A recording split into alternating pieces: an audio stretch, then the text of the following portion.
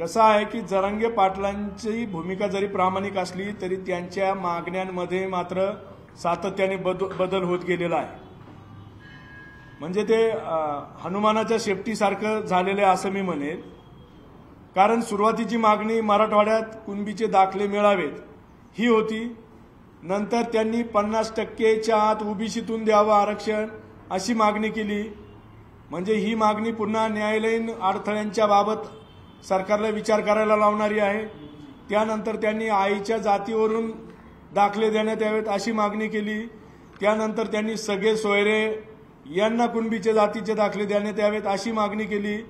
त्यांच्या मागण्या सतत जरी बदलत राहिलेल्या असतील तरी सरकारने मात्र या सगळ्या मागण्यांच्या बाबतीत सकारात्मक भूमिका ठेवून जे जे करता येईल ते करण्याचा प्रयत्न केलेला आहे। मुख्यमंत्री एकनाथजी शिंदे यांनी अतिशय प्रामाणिकपणे हा विषय हाताळलेला आहे। हे महाराष्ट्रातल्या जनतेने याची आवर्जून नोंद घेतली पाहिजे।